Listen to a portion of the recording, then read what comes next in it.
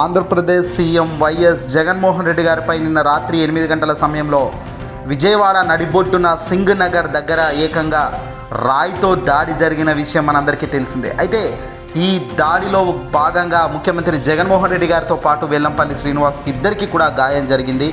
అయితే జగన్మోహన్ రెడ్డి గారికి ఎడమ కంటి పైన కనుమూపు దగ్గర గాయం చాలా పెద్దగానే తగిలింది. దీంతో బహుశా 2 కుట్లు వేసినట్టుగా తెలుస్తుంది. నిన్న హుటాహుటిన రాత్రి జీజీహెచ్ విజయవాడకు తరలించారు ముఖ్యమంత్రిని హాస్పిటల్కి. ఇక్కడ జగన్మోహన్ రెడ్డి గారికి ప్రాథమిక చికిత్స చేసి అనంతరం వాళ్ళు 2 కుట్లు వేసినట్టుగా వైద్యులు చెప్పుకొచ్చారు.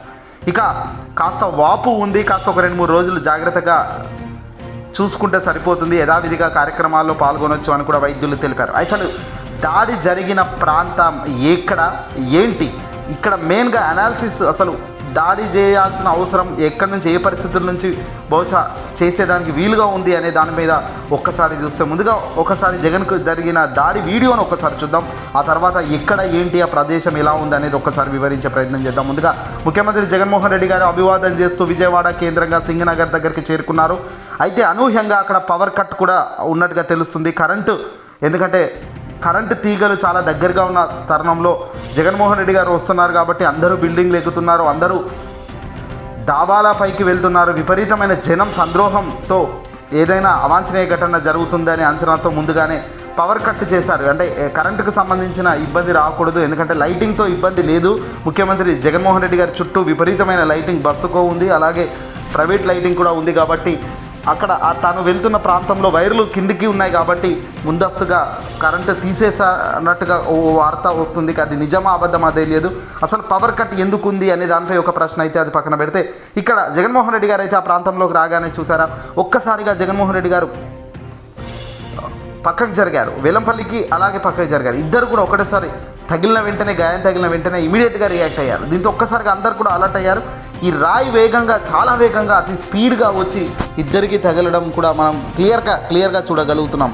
అయితే ఈ దాడి జరిగిన ప్రాంతానికి అసలు ఎలా ఉంది ఆ ప్రాంతం, ఒకవైపు ఏమో అన్ని ఇల్లులు ఉన్నాయి, అంటే ఇటు జగన్మోహన్ రెడ్డి గారు అభివాదం చేస్తూ వస్తున్నారు, ఆయన రైట్ సైడ్ మొత్తం కూడా ఇల్లులు ఉన్నాయి, షాపింగ్ మాల్స్ ఉన్నాయి, తద్వారా డాబా మీదకి పూర్తిగా 100% జనాలు ఎక్కేశారు.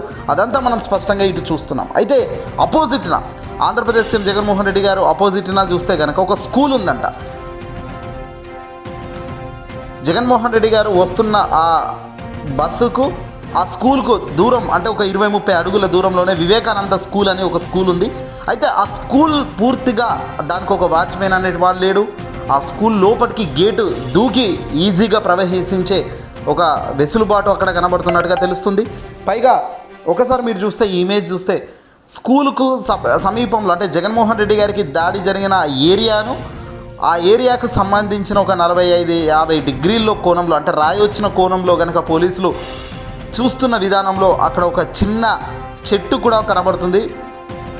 ఆ చెట్టు పొదల్లో నుంచి, ఆ చెట్టు సందుల్లో నుంచి కొట్టారా, కరెక్ట్గా అక్కడి నుంచే వచ్చినట్టుగా కూడా పోలీసులు నిర్ధారించారు. మరి అక్కడ ఆ రేకు కనబడుతుంది, అక్కడ ఏదో రూమ్, బహుశా అది స్కూల్కు సంబంధించిన ప్రాంతంలో భాగంగా అది రూమ్ ఉంది. అక్కడ ఆ రూమ్ రేకులెక్కి అక్కడ కొడితే కూడా కరెక్ట్గా జగన్ గారికి సింక్ అయ్యేటట్టుగా అక్కడ వాతావరణం కనబడుతుంది. ఎందుకంటే ఆ రాయి వచ్చిన లైన్ కావచ్చు, అక్కడ స్కూల్, అక్కడ కరెక్ట్గా ఆ మూలలో ఎవరూ లేరు, అక్కడ ప్రజలు కూడా ఎవరు లేరు, అది అమానుషంగా ఉంది ఆ చిన్న ప్రాంతం. ఆ స్కూల్లో నుంచే ఈ దాడి అయితే జరిగింది. ఇక్కడ రోడ్డు మీద మీరు చూస్తున్నారు, క్లియర్గా చూస్తున్నారు, అక్కడ జగన్మోహన్ రెడ్డి గారు కరెక్ట్గా ఆ జీబ్రా క్రాసింగ్ దాటిన వెంటనే, ఆ లైన్ దాటిన వెంటనే జగన్మోహన్ రెడ్డి గారికి పైకి అయితే అటాక్ అయితే జరిగింది. కేవలం 20 అడుగుల్లో, అంటే కొట్టేవాడు కరెక్ట్గా కాన్ఫిడెన్స్తో కొట్టాడు అనేది క్లియర్గా తెలుస్తుంది. ఎందుకంటే ఇక్కడే జగన్మోహన్ రెడ్డి గారికి లెఫ్ట్ సైడ్న కుడివైపున స్కూల్ ఉంది, వివేకానంద స్కూల్. ఆ స్కూల్ నుంచే రాయి వచ్చింది. మరో అనుమానం పోలీసులు వ్యక్తపరుస్తుంది ఏంటంటే, స్కూల్ కిటికీలు సరిగ్గా ముయ్యలేదు, కిటికీలు కూడా 2 కిటికీలు తెరిచే ఉన్నాయి అనేది కూడా ఇప్పుడు ఒక అనుమానంగా పోలీసుల ఇన్వెస్టిగేషన్లో భాగంగా కూడా ముందుకు వెళ్తున్న తరుణం. కొన్ని కిటికీలు అంటే కరెక్ట్గా జగన్మోహన్ రెడ్డి గారు వెళ్తున్నప్పుడు కూడా మన వీడియోలో కూడా చూడొచ్చు, ఆ కిటికీలు ఓపెన్గా ఉన్నాయి. అలాగే కిటికీల నుంచి రాలేకపోవచ్చు, కిటికీల పక్క పంటే వచ్చింది, అంటే ఆ కిటికీలు దాటిన వెంటనే జగన్మోహన్ రెడ్డి గారికి అటాక్ అయ్యింది. అంటే కరెక్ట్గా ఈ సందులో నుంచి అయినట్టుగా క్లియర్గా కూడా పోలీసులు నిర్ధారించుకునే ప్రయత్నంలో ఉన్నారు. ఎందుకంటే ఈ సందులకు అసలు ఎవడు వచ్చాడా, స్కూల్ ఎవడైనా దూకాడా, అక్కడ ఏదైనా సీసీ కెమెరాలు ఉన్నాయా, స్కూల్ చుట్టూ ఏమైనా కెమెరాలు ఉన్నాయా, ఎవడు ఈ అగాంతకుడు?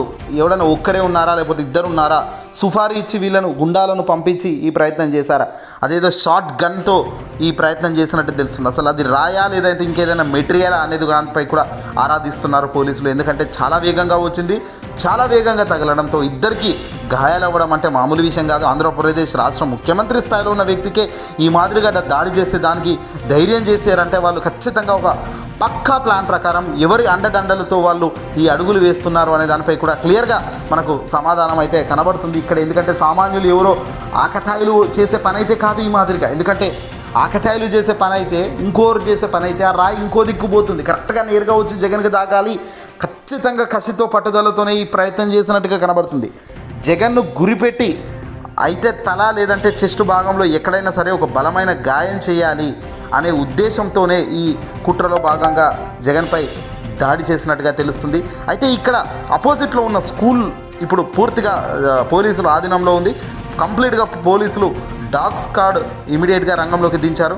అక్కడికి ఆ స్కూల్లోకి ఎవడైనా పోయాడా, స్కూల్ కిటికీలో ఎవడైనా కూర్చున్నాడా రూమ్లలో, లేదంటే స్కూల్ గేట్ ఎవడైనా దూకాడా, ఆ గేట్ దూకిన స్కూల్ లోపటి నుంచి జగన్కు అభివాదం చేసేందుకు ఎవడైనా వచ్చాడా, వస్తే ఎంతమంది వచ్చారు, సుమారుగా ఎంతమంది అందులో ఉన్నారు, బహుశా ఈ స్కూల్లోనైతే మనుషులైతే లేరు అనేది తెలుస్తుంది. ఎందుకంటే జగన్మోహన్ రెడ్డి గారు వస్తున్నప్పుడు ఆ విజువల్స్లో చూస్తేనైతే స్కూల్ పై భాగంలో కానీ స్కూల్ కిటికీలో కానీ ఎవడు కూడా కనిపించలేదు మనకు. అంటే ఏంటి, ఆ స్కూల్ ప్రాంతంలో మనుషులు లేరు.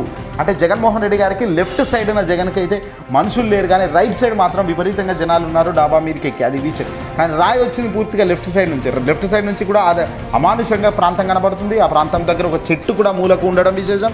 అక్కడ ఆ మూలకు కాస్త చీకటిగానే ఆ ప్రదేశం కనబడుతుంది నైట్ సమయంలో డెఫినెట్గా. ఎందుకంటే ఆ ప్రదేశం చూస్తేనే అర్థమవుతుంది దాని పద్ధతి ఏంటో. ఇక ఆ పక్కనే ఓ రూమ్ కూడా ఉండడం, ఆ రూమ్ ఎక్కి కరెక్ట్ కొడితే కూడా జగన్ గారికి తాకిందా అనే అనుమానాలు. ఎందుకంటే రెండు డిస్టెన్స్ చాలా దగ్గరగా సింక్ అవుతాం. ఇవండడం కూడా ఇప్పుడు అంతా కూడా ఆలోచించే అంశాలే. ఏదేమైనా ఆంధ్రప్రదేశ్ రాష్ట్ర ముఖ్యమంత్రి గారికి ఇంత దారుణంగా ఆయనను గాయపరిచారంటే ఇది ఏ స్థాయికి పోతుంది, రాజకీయం ఎటుపోతుంది, ఆయనను డైరెక్ట్గా ఎదుర్కోలేక, ఆయన రాజకీయంగా ఎదుర్కోలేక, ఆయనను ఏదైనా సరే ఆయనను భయపెట్టాలి, ఏదైనా సరే ఆయనను హంతమొందించాలి అనే ఓ చిల్లర ప్రయత్నంలో భాగంగా ప్రతిపక్షాలు చేస్తున్న ఈ దొంగ నాటకంగా క్లియర్గా అర్థమవుతుంది. ఇక్కడ ఏదైనా మీరు కరెక్ట్గా చూడొచ్చు, స్కూల్ పక్కనే ఉంది. సో ఈ అమానుష ప్రాంతం నుంచే జగన్పై దాడి జరిగింది అనేది మాత్రం క్లియర్గా తెలుస్తుంది. ఏదేమైనప్పటికీ కూడా జగన్మోహన్ రెడ్డి గారిపై జరిగిన దాడిని ఆంధ్ర రాష్ట్ర ప్రజలే కాదు దేశవ్యాప్తంగా ఇప్పుడు ఇది సంచలనమవుతుంది. దేశవ్యాప్తంగా రాజకీయ నాయకులు స్పందిస్తున్నారు. దేశ ప్రధాని నరేంద్ర మోదీ చాలా ఆగ్రహం వ్యక్తం చేశారు. తప్పు చేసిన వాడిని వదిలేదేదన్నారు. తమిళనాడుకు చెందిన ముఖ్యమంత్రి స్టాలిన్ గారు రియాక్ట్ అయ్యారు అర్ధరాత్రి. అలాగే తెలంగాణకు సంబంధించిన మాజీ మంత్రి కల్వకుంట్ల తారక రామారావు కేటీఆర్ గారు స్పందించారు. జగనన్న జాగ్రత్త, తప్పక శిక్షించాలి, వాడు ఎవడు చేసినా కూడా ఏ పార్టీకి సంబంధించిన వాళ్ళు ఇలాంటి చర్యలకు పోకూడదు, ఏదన్నా ఇలా హింసాత్మకమైన ఘటనలు జరగడానికి వీల్లేదు, రాజకీయంగా కొట్లాడాలి తప్ప అంటూ అందరు కూడా ప్రముఖులు కూడా పెద్దలు కూడా అందరూ ముందుకొచ్చి జగన్ గారికి ఒక అండగా నిలుస్తున్నారు, టేక్ కేర్ అంటున్నారు. ఏదేమైనప్పటికీ కూడా జరిగిన దాడి మాత్రం ఒక మామూలు వ్యక్తికి పై చేసింది కాదు. ఇది రాష్ట్ర స్థాయిలో ఉన్న ఒక పెద్ద లీడర్, దేశవ్యాప్తంగా ప్రపంచంలో ఒక గొప్ప స్థాయిలో లీడర్, ఆ లీడర్ పైన ఈ దాడి జరగడం నిజంగా బాధాకరం.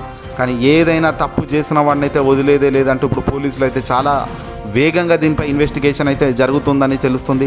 క్లియర్ కట్గా దీనిపై పూర్తి స్థాయి డాటా వచ్చిన తర్వాతే పోలీసులు రంగంలోకి దిగుతారు. ఎందుకంటే ఇది చాలా హై ప్రోటోకాల్ ఉన్న కేసు కాబట్టి మామూలుగానైతే చిన్న చిన్న వివరాలు అయితే బయటకైతే పెట్టారు కాబట్టి చూడాలి దీనిపై అప్డేట్ ఎలా వస్తుందో సాయంత్రం కాలం.